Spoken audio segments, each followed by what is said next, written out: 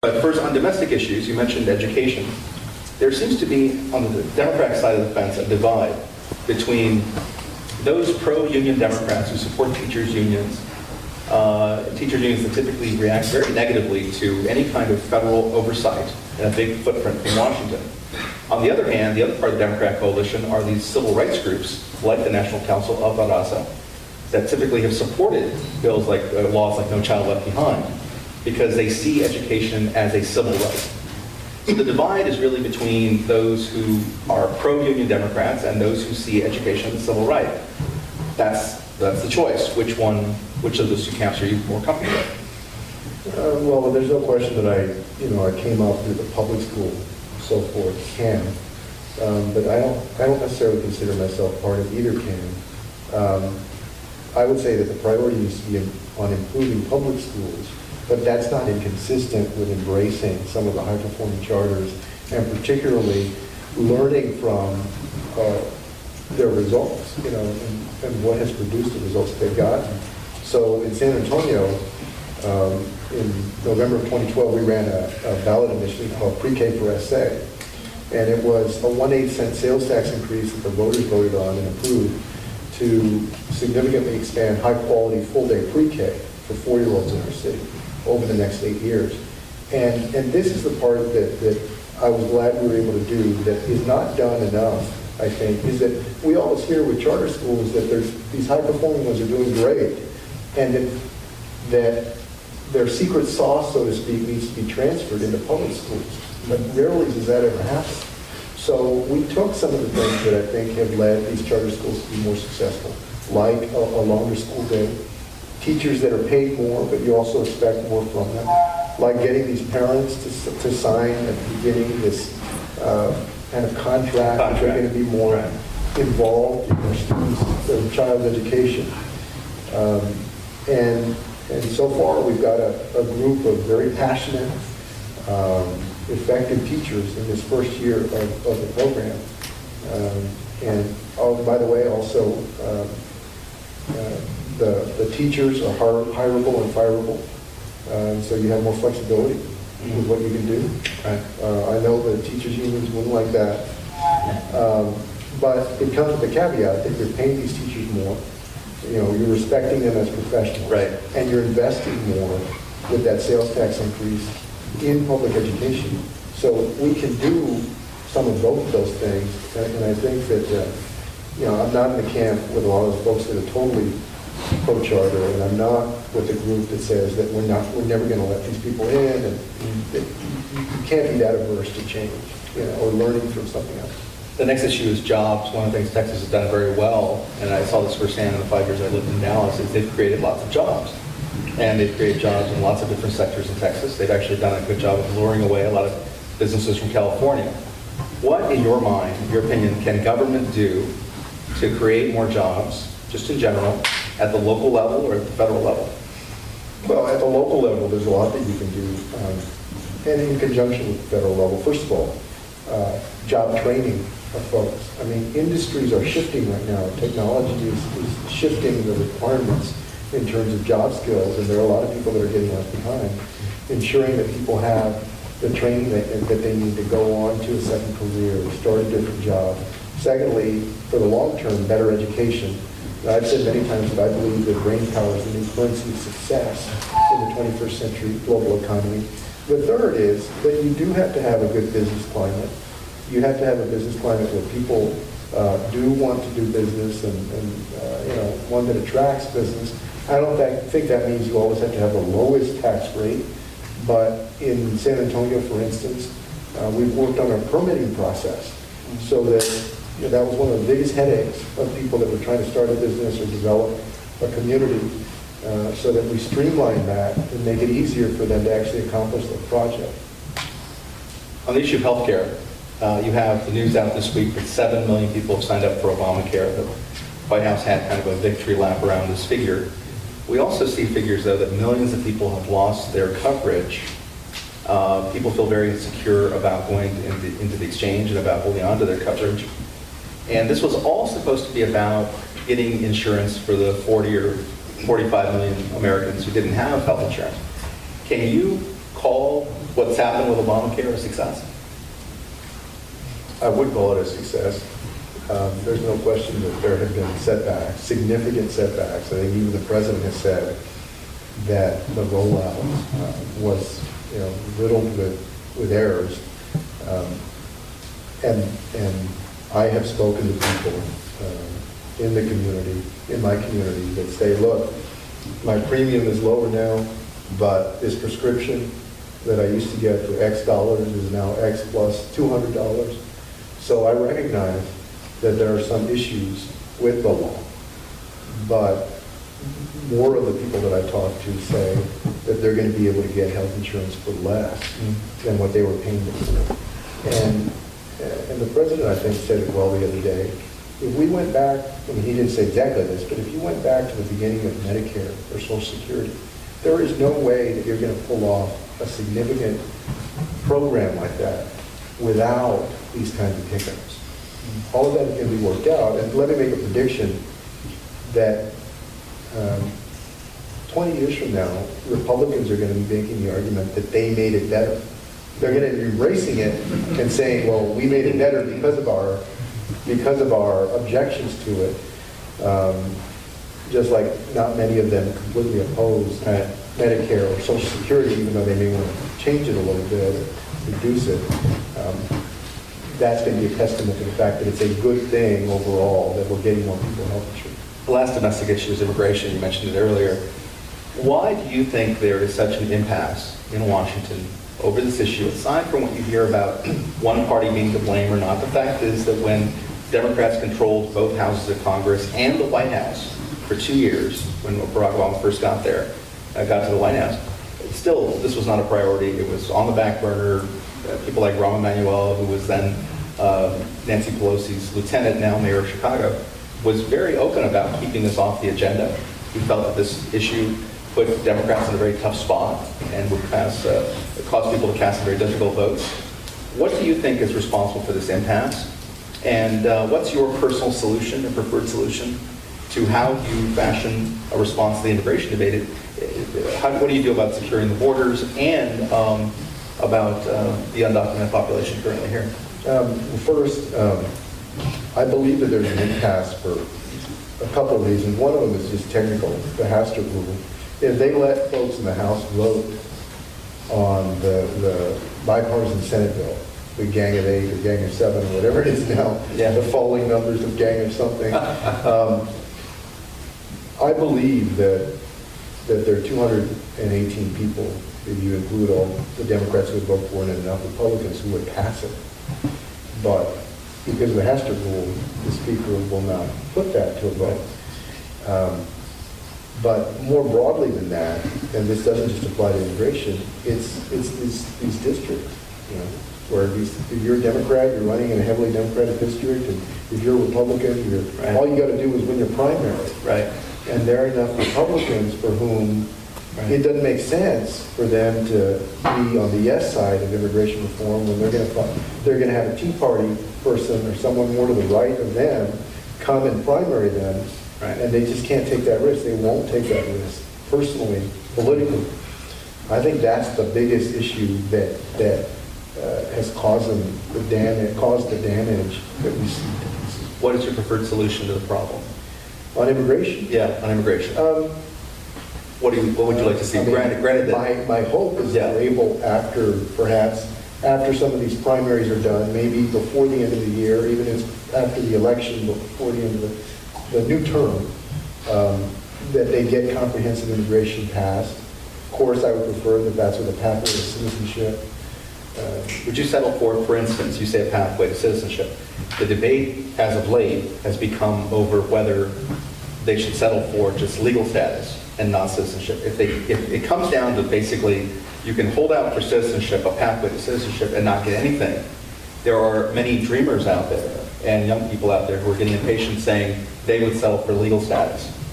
That frankly, the way they put it, the only people who care about citizenship / voting are members of the Democratic Party in Washington and not dreamers in Arizona or Texas. So how do you feel about that? I mean, my response to that would be, is that better than nothing? Sure. But I don't believe that it makes sense, and I think that Senator Rubio said this not too long ago, I don't believe it makes sense to create this permanent class of people who can never become full citizens of the United States. Well, not by the hand of government, but by their own hand. They could become citizens on their own. It just wouldn't be part of the package. What do you mean? Well, I'm glad you asked. So, for instance, if you look at the DREAM Act, which was proposed in about 2001, I think, it had a legal status provision. First of all, you're protected from deportation, then you get legal status, and eventually you're placed on the citizenship track. It just means that you're automatically placed on the citizenship track. So if you never do your paperwork, it doesn't matter because you end up on the citizenship track. One day you go to the mailbox and they say, here's your appointment to become a citizen. Yeah. The programs I've heard about debated would not be a bar to citizenship. Okay, there are some crazy Republicans out there who would like to do that. But what I'm hearing discussed in a real way from Dreamers and others is a program where you get legal status and you can still become a citizen, but you got to walk the rest of the way on your own. You know, I'm not going to hold your hand. You're going to go become a citizen like everybody else. Sure. So would that be more palatable to you? Well, like I said, I mean, that's better than not getting anything done. However, I do think that if someone can earn citizenship, that makes more sense, and that there should be a pathway to citizenship. I mean, we're talking about, for dreamers, I think 3 or 4 years, and then for non-dreamers, 13 years is in the bill. Right. Already you're talking about, let's say somebody's 45. And, Right. You're talking about somebody who's almost 60. Right. So it's not like you're giving people a free ride. Yeah, it's been interesting to me as well. People fight for the Senate bill, but if you really look at the Senate bill, it's not so pretty. There are elements of it that are not. Yeah, it's nuts.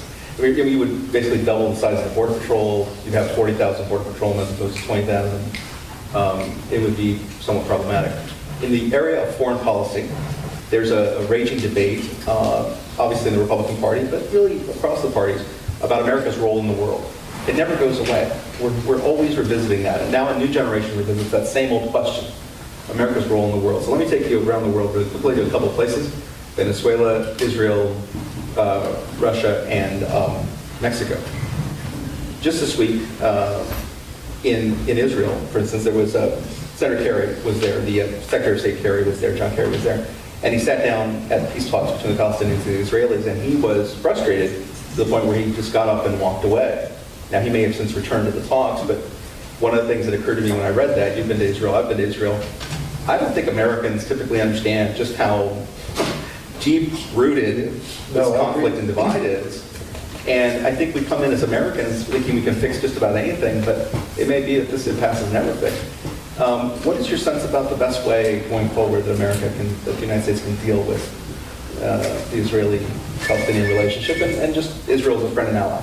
Well, first, I do believe that the United States should always be a very strong supporter and ally of Israel, and that we are.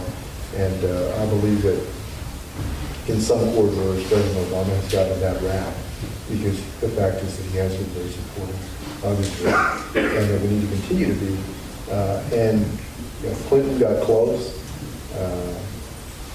and I don't know that there's any magic solution except to keep at it. And the fact is that you have leadership changes on both sides over there every now and then that give you perhaps a stronger opportunity to achieve that. Maybe in a conflict that is that inveterate, it's the moments where you get two leaders that perhaps are willing to reach out more than others have before. In Venezuela, the situation continues to worsen. There obviously violence in the street. The press has been kicked out. Foreign reporters have been threatened with expulsion, and in some cases expelled. You have thugs beating up on student protesters. You have people who are missing, people who have been killed. A lot of it you can see on YouTube, and obviously the Venezuelan community here in the United States is very concerned about this. You have, it seems to me, a typical scenario of a strongman government repressing these poor defenseless students. In an ideal world, isn't there really only one place for the United States to involve itself, and it's not on the sidelines? What do you think our role should be Yeah, in the I events? see that as that country sliding back even more. Of course, it's had a troubled past. Is there a role for the United States to play in this in terms of imposing sanctions maybe on Venezuelan oil?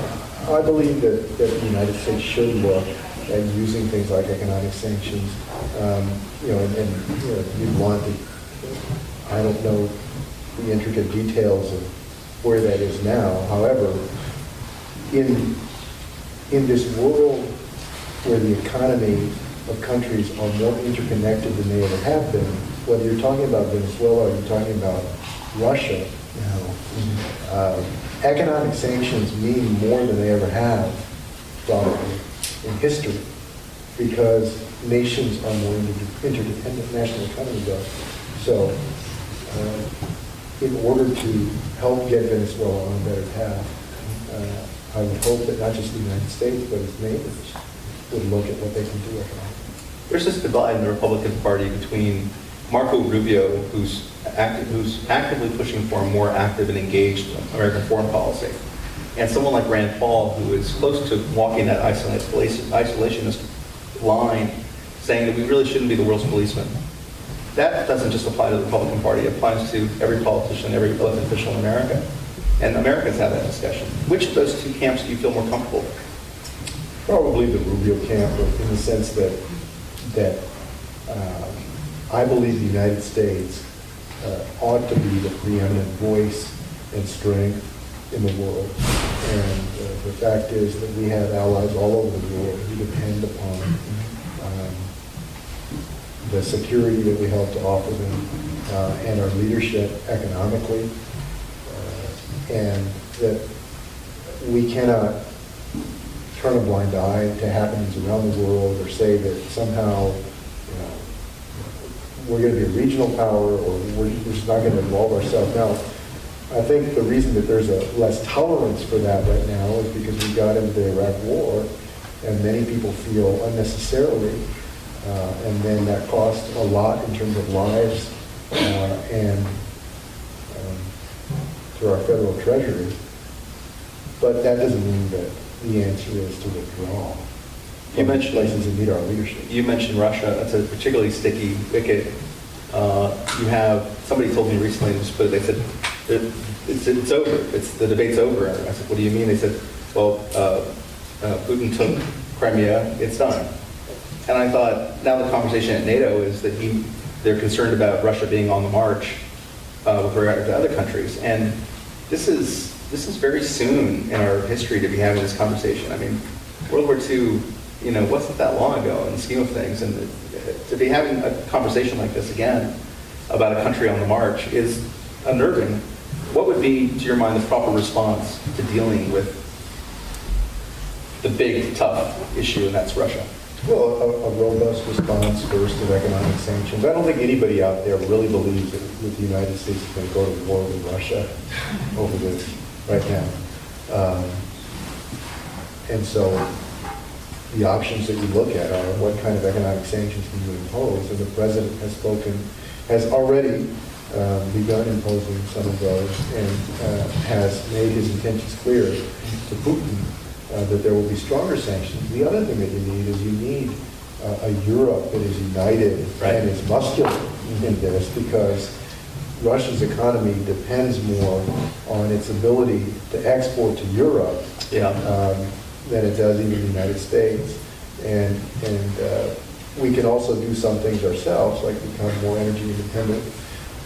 That's why down in Texas, for instance, with the Eagle Ford Shale in South Texas, and that can be a real source of national strength in terms of our energy independence and security, in addition to being an economic boom. Lastly, about Mexico. You have still, obviously, during the 6 years of the Calderon administration, the drug war was front and center. It has not gone away. You had the capture most recently of Joaquin El Chapo Guzman, a big story. It continues on.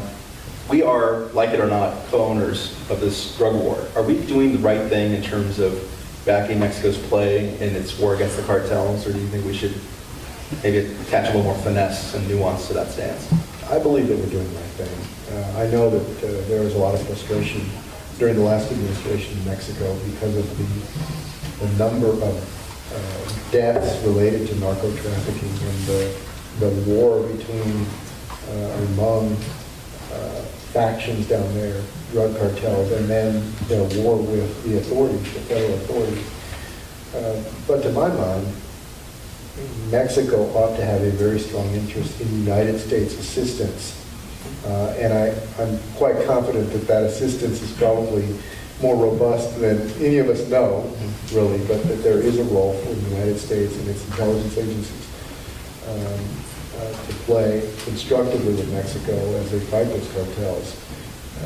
The good news is, and, San Antonio is only 2.5 hours away from the Mexican border, that if you look at those border communities in Texas, they're astonishingly safe communities. Their crime numbers are actually very impressive because people have this thought that all of these American cities on the border are full of heinous crimes, and that's not the case. By and large, the violence part of it does not spill over into the United States. You take a city like El Paso that has a very low number of homicides, Right. and then just go across the border to Juarez, right. and it's just night and day. It seems like the cartels, when they're on this side of the border, of course they do commit some crime, but by and large, compared to what they do in Mexico in the interior, they're doing their business here. And they recognize that United States law enforcement is much more effective, has been much more effective, and that they would not be able to conduct themselves in the same way if they tried to do in the United States what they do in Mexico. So we all go through our lives at a rapid pace, particularly those of us might get to parenting in a second. We're going to talk about what we hope for the next generation of kids we're raising, but we go through life so quickly, many of us, that we don't probably do enough reflecting on where we are collectively as a society. So I wanted to engage you in a couple questions just about the idea of giving you a chance to reflect on where we are. You are much more positive and optimistic than I am. I tend to be much more pessimistic when I look at the American fabric. I see Americans who have increasingly a sense of entitlement, a sense of wanting a cushier life, of thinking that they're due certain things. Where's mine? The national models. Where's mine? And I also see these polls that always run out where people say that they think the best days of America are behind us. And I'm always, frustrated by that. I don't share that view, and it discourages me that I keep hearing that. What do you think Americans are doing wrong? If you agree that some of that isn't so healthy, where do you think we've gone off track in this country?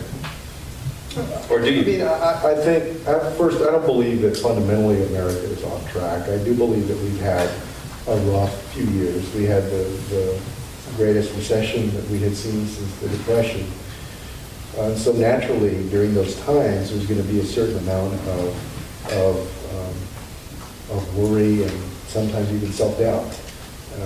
However, I still believe that the United States has the best system in the world in terms of its combination of freedoms, of liberty, of democracy, and of value on the individual and upward mobility. What I worry about is that I don't know that as a nation that we're asked to make the commitment to lift up one another, to invest in opportunity for one another as much as we were in generations past. I use this example of when I got into Stanford. My brother and I both got into Stanford, and the bill came for how much it was going to cost. And it was at that time, it was $27,000 or $28,000 a year each. My mother was making about $19,000 a year, and my grandmother was just getting a few $100s in Social Security. And so we were trying to figure out how we could afford it. The only way that we could afford it was that I did work study, and there were Perkins loans and Pell Grants and Stafford loans. In other words, that I worked hard and Joaquin worked hard, but also the community or the nation invested in us. And that's the GI Bill, that's a whole bunch of other things.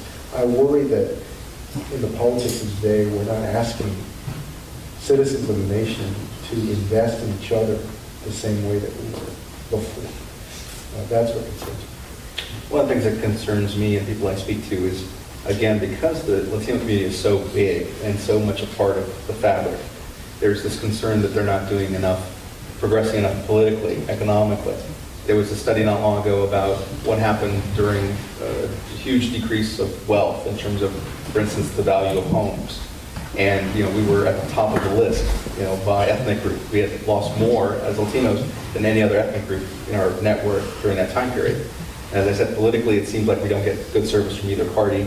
What do you think Latinos are doing wrong, if anything, in terms of our ability to integrate the political system, the economic system? I mean, how do we get to the table? I see so many instances of corporations that have, for instance, a board and there's no Latino on the board, and yet we have 1.4 trillion dollars in buying power. So the companies say they want us. It just seems like in many cases we're going backwards. I even spoke to somebody in New Mexico not long ago, and she said, she was 60 years old, and she says, I had this image that when I got to be 60, I would look around and I'd see that we as Latinos had progressed and we really had gotten far. She goes, in some respects, I feel like we've gone backwards in many places. So speak to that. Do you agree that it's been difficult for us and that we're not doing as well as we could be? I think by and large that the Latino community has progressed tremendously from where it was before. If you look at the number of people holding political office, you look at the number of small business owners, the number of people now getting college degrees and advanced degrees, that's generally been an upward trend. What I do think that we face headwinds on are we're not accumulating wealth in the United States. We're not voting nearly at the rate that we ought to be voting at. And so I believe that there's been progress, but when you compare it to the potential of the Latino community, it's not reaching anywhere near its potential. One of the things that's interesting about your biography is that you are the father, the parent of a 5-year-old little girl named Karina, who we all know because we watched the Democratic convention. We saw not only you on stage with Joaquin, but we saw her, their famous hair flip, posing for the cameras. She seems like a handful. I have a 5-year-old who's also a handful. As you make your way through parenting, there's times I feel like I'm walking on the moon here. There are mistakes I make all the time. There are things about it I don't understand. It's a very humbling experience for a lot of people. What do you think is the hardest part about being a parent? What have you found to be the hardest part? That's a good question. The hardest part about being a parent?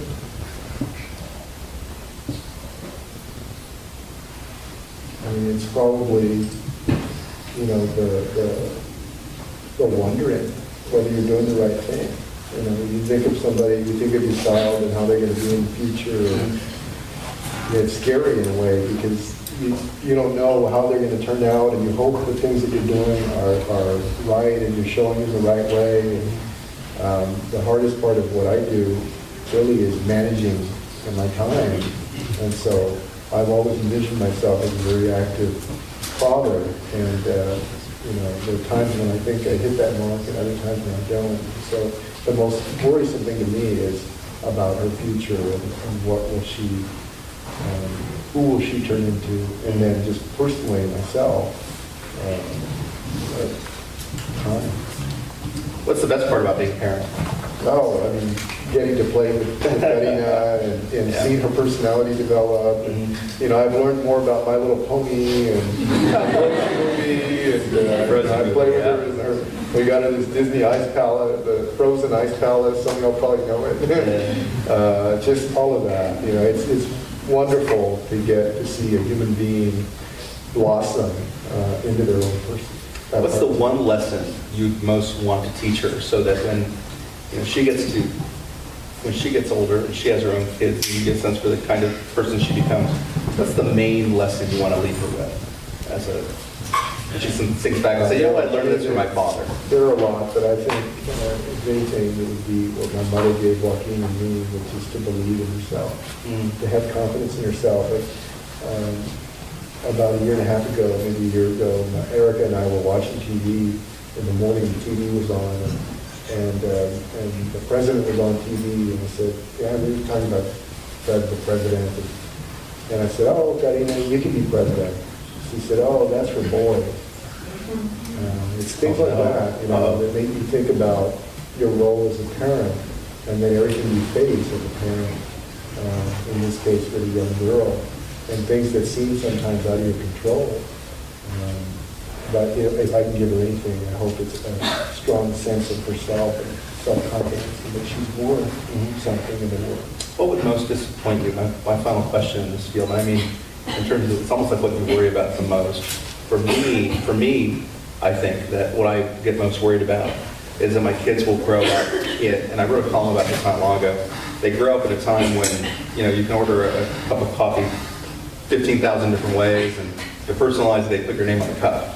And so they're taught that the world revolves around them. And I wrote a whole column about this. And my goal is somehow to do what I can to teach them that the world doesn't revolve around them. Because as I've told people, if I don't teach them that, the world will teach them that soon enough. And I want them to think of other people. You talk about the collective. Your point was well taken. We become an individualistic society. We don't really have a warm sense about the collective. It's all about us as individuals. I get more concerned that my kids will think only about themselves, right? I sometimes feel I have 3 kids and they all think they're an only child. Pay attention to me, not to him, to me. What's your big worry about how Karina will grow up, and what would be one of our main concerns about what could go wrong? Well, I have a lot of worries. One of them is just, I worry about her understanding or having enough confidence in herself and being her own person. And so many people, I think young people go on the wrong track because of peer pressure or other things, and they don't have a strong sense of self. And that's one of my worries, especially as she becomes a teenager. But you want someone, you want a child who doesn't just think about themselves, but also wants to do something in whatever they go into to help other people. And hopefully she'll do that in whatever she does. As we wrap up, I just want to get a sense from you about, for our audience, advice you might have for young people in general, as they set out to pursue their careers and through their education and think about what they want to do with their lives. And also specifically for those people who think they might want a career in public service and go into elective office. What is your specific advice for them? So just first of all, young people in general. Young people in general, it's similar. Have confidence in yourself. I can't tell you how many times I've shaken the hand. Really, this is more high school students and college students, because I think people come into their own more and more in higher education. But I can't tell you how many times I've shaken the hand of a 16-year-old, 17-year-old, and they barely shake your hand, There is nothing that is more charming to people in positions of authority than a young person who is very bright and is determined. And, even if they don't get everything right all the time, they're a go-getter. That is very appealing to folks in positions of authority because they don't see it enough. And so if you know what you want, get yourself in the right place and show that. And you'd be surprised what a difference that can make. So fundamentally, to have confidence in yourself. To people who are interested in getting into public service, first of all, I would say that you should. Somebody once told me that, this was an older woman, a friend of my mother's who was in probably her 50s or 60s at the time. She had thought about getting into politics, and people had encouraged her, but she always said it wasn't the right time. And she said, there's never going to be a right time in your life, something that's exactly right. And so if you want to do it, get into it young. And I don't know that you have to do it young necessarily, although I think that would be good. But don't ever look for exactly the right time for whatever it is that you think you're going to do. Because it's not going to happen. Nothing's going to be perfect. And if you want to get into public service, go find out about the type of public service that you're interested in. Learn the policy stuff, and then know what you believe before you get into public service. Because the people that get into problems, whether they're Republican or Democrat, in public service, a lot of times are people that are really just doing it for the ego. And, they could go either way on stuff. They're there because they like the position. Don't be somebody like that. You know, if you're conservative and you have these beliefs, then that's good. Go into public service because you want to do that, or if you're liberal because you want to do it, but not because you like the title of the person. Final question. I want to invite you to make a prediction, and not on the Final Four, but I want you to make a prediction, and that is, would you care to predict who you think will be on the Democratic ticket in 2016? Sure. Hillary Clinton? Yeah. And who do you think will be standing alongside her? I have no idea. Well, it may be an interesting future for you, my friend.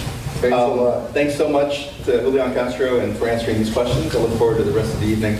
Thanks a lot.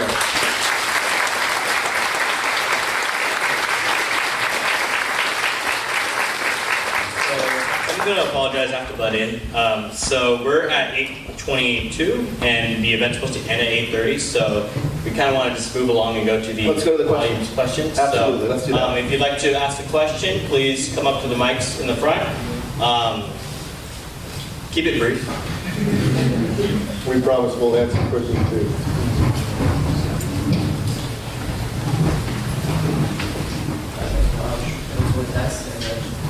You spoke to crisis and split up, and spoke about economic sanctions and solutions. And you've seen over and over the world, in particular in Iraq, this long same era, Iran, when they posed economic sanctions to Earth. How do you feel about that? How far should that be taken? What kind of considerations? Yeah, no, well, first I would say that there ought to be consideration for the practical impacts of that. I don't mean to suggest that we should do economic sanctions in a haphazard or thoughtless way. However, I do believe that there are ways that you can act to get the attention and to get leverage with these governments. And in the end, the fact is that really you're deciding between two paths, a path where this leader is going to offer less and less freedom there to the people, and a path hopefully where you get to leadership that through sanctions or otherwise offers more freedom and more self-determination to folks. And so, like I said, I won't pretend that I know exactly what those would look like. But your point is well taken about the impact that can have on the population. Good evening, and thank you so much, Bill, for coming and speaking tonight. I have a question regarding the education system. It seems that a lot of young men and women these days go through the educational system specifically to get a job of high standing within society, and then once they get out, they have trouble finding such a job, or such a job that they think that they deserve. Do you think that this sense of entitlement is something that can be addressed through the education system, and if so, how would it go about doing that? Yeah, thanks for the question. Well, people of both parties have kind of put out there some interesting ways to look at that, specifically with this connection between the higher education that you pursue and the career opportunity that you're going to have.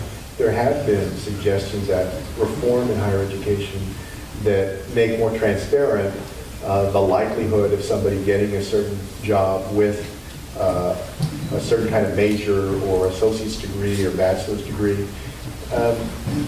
And I think that those are fascinating ideas and potentially could help young people make a more informed decision about what they do with their higher education experience before they end up majoring in something and spending tens of thousands or hundreds of thousands of dollars.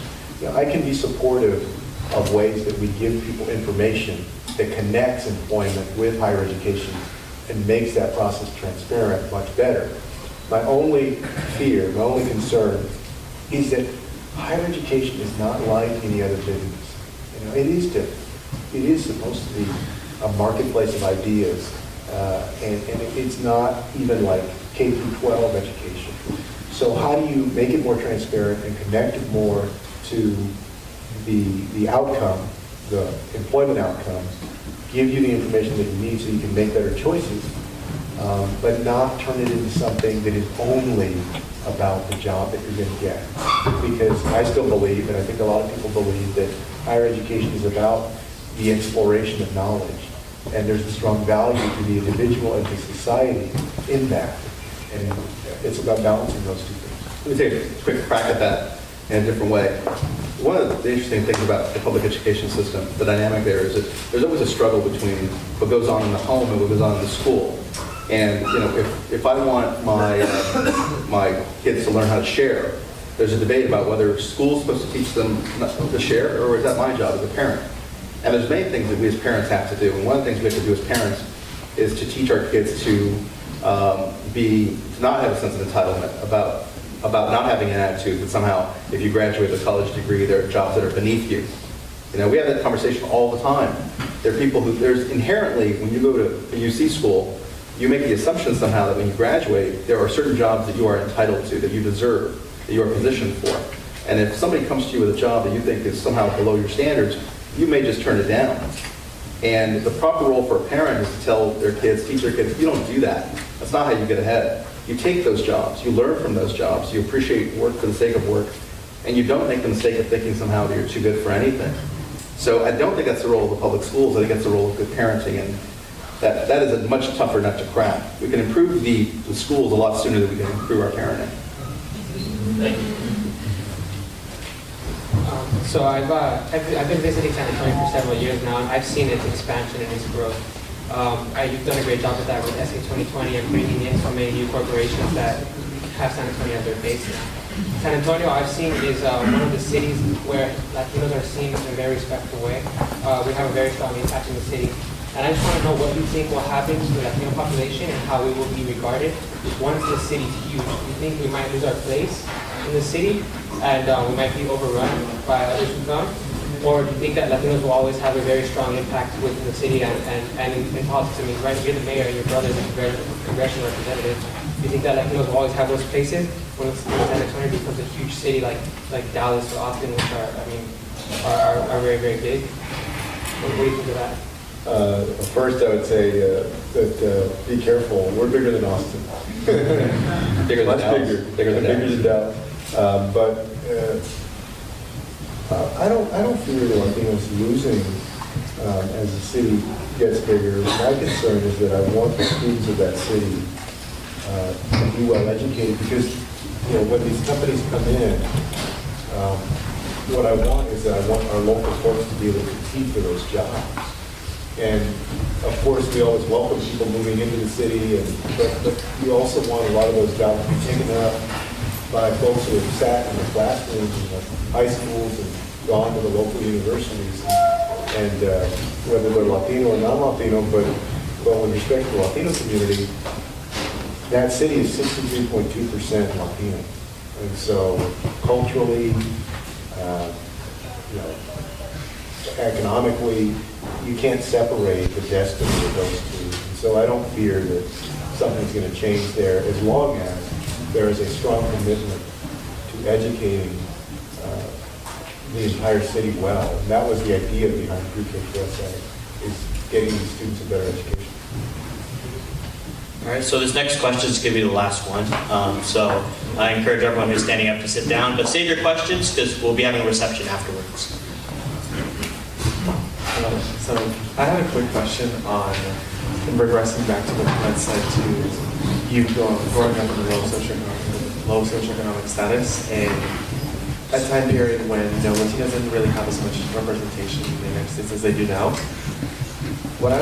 My question is, what would you say to members that complement the Latino community, so that's to say members of the non-Latin American community, to try to foster a relationship between Latinos and them in order to regress back to a time when we could invest in each other and rebuild relationships as you did in your time period when you went to college. I'm sure that there were, as you had said, there were people who helped you get to where you are today. And nowadays it feels like, oftentimes as a Latino student myself, I feel ostracized in a community sometimes. I feel like I'm not receiving as much attention or aid. So how would you go about to fostering back relationships with members of the Latin American community? I think in any environment, whether it's in a university or in a company or in a city, that everyone has to feel included. And the story of the last generation has been that generally institutions have gotten better than they used to be. We talked about the Democratic Party, but I think we would agree that the Democratic Party is probably better than it was, when my mother was growing up, or my grandmother. Companies are more sensitive now about reaching out to Latinos or African Americans or other minorities. Universities have generally been better, but I do think that there's value in pressing the case sometimes. And we were talking a little while ago about, I saw this story today that Latinos bought, I think it was 25% of the movie tickets in 2012 nationally, and something like 32% in 2013. But there aren't, I bet, there are probably less than 3 Latinos that sit on the board of these film companies.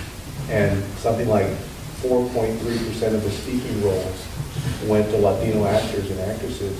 So you do need an advocacy effort in different walks of life, in different industries, including in universities, in this setting, to make sure that the institution is reaching out and providing folks what they need. You. Thanks, everybody.